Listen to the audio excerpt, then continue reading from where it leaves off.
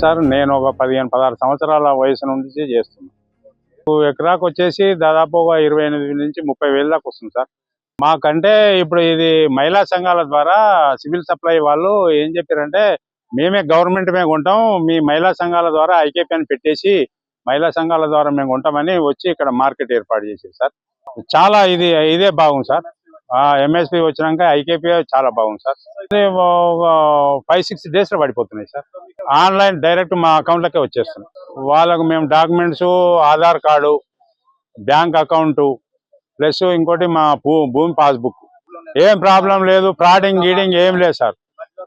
దళారులు ఏం లేరు, ఫ్రాడింగ్ లేదు, ఏం లేదు. డైరెక్ట్ మా ఈడ ఎంత వెయిట్ అవుతుందో అంత వాళ్ళు ట్రక్ షీట్ ఇస్తారు, దాని ద్వారానే మాకు అమౌంట్ ఇస్తారు.